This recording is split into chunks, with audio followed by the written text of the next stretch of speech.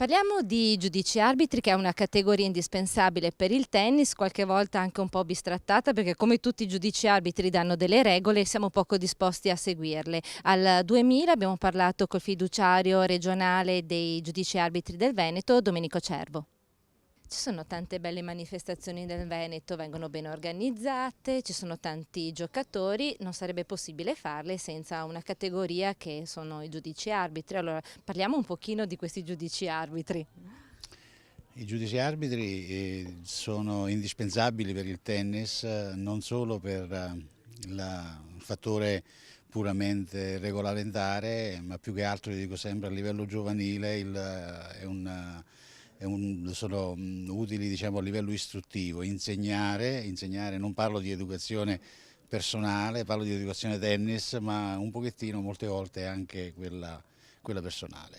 Quello che ci crea più problemi non sono sempre i ragazzini, il più delle volte i problemi purtroppo vengono creati, come la Marzia qua ride, sorride più che ridere, il più delle volte, diciamo, dai genitori. I genitori purtroppo nel tennis giovanile servono perché devono accompagnare i ragazzini, devono provvedere a quello che serve, ma purtroppo creano molti problemi. Ci vorrebbe quindi non solo un corso per educare al torneo, ma soprattutto per educare i genitori a accompagnare i figli al torneo.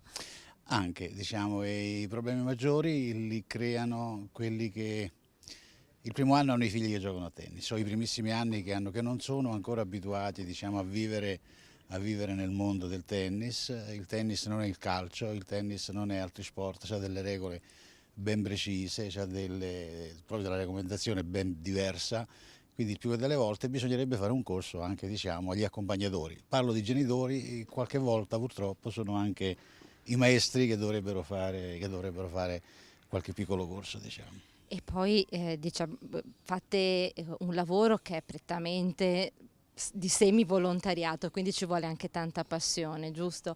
E ci sono delle cose belle e delle cose brutte del farlo. Che cosa ci puoi raccontare? Diciamo che secondo me gli ufficiali di gara del tennis possono essere trovati e reperiti solo nell'ambito del tennis, diciamo. Fuori dall'ambito del tennis è uno sport talmente anomalo che è difficile fuori dai circoli trovare, diciamo, gente che può fare i giudici arbitri. Noi tra l'altro abbiamo un grossissimo bisogno di giudici arbitri, ne abbiamo pochi, anche perché i tornei in particolar modo, con i nuovi sistemi di tabelloni a ingresso progressivo che sono molto lunghi, i tornei mediamente durano 2 settimane, 15 giorni. Quindi trovare gente abbastanza giovane, che non sono vecchi pensionati come me e come tanti amici e colleghi, diciamo, è difficile tra i giovani, tra gente che lavora, trovare gente che ha tempo e disponibilità di tempo, diciamo, per poter fare i giudici arbitri. Soddisfazione ne dà tante, perché vedere queste manifestazioni, diciamo, vedere manifestazioni giovanili come quelle che abbiamo fatto al Comodo, le abbiamo fatte in giro. Io personalmente di soddisfazione ce ne ho tantissime, perché ho fatto anche quest'anno i campionati italiani Under 11, sono stato interessato dalla federazione i giorni passati di fare la certificazione dei campi della Serie 1 a 1 in giro per tutto il nord-est, diciamo che soddisfazioni ce ne sono, però resta il fatto, come dicevi tu, che è una cosa puramente amatoriale, diciamo, è solo la passione ti porta a fare queste cose, altrimenti magari abbiamo la passione di fare i giudiziari perché non siamo riusciti a giocare a tennis meglio, diciamo.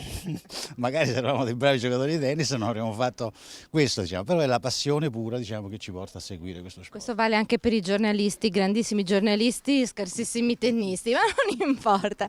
Comunque c'è appunto un grosso lavoro perché, anche di studio, perché bisogna essere sempre Esatto. aggiornati, c'è un grosso lavoro anche per quanto riguarda gli spostamenti, perché bisogna dimenticarsi sabati e domenica quando si sta facendo, anzi i sabati e domeniche si lavora di più. Di più.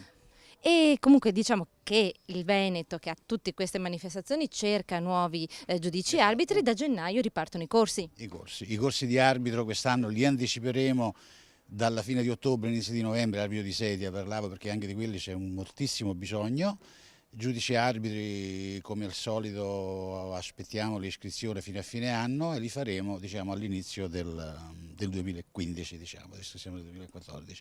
Abbiamo un grosso bisogno di gente che ha tempo comunque, perché di gente che non ha tempo ce ne sta in giro e che purtroppo, per carità, serve a poco.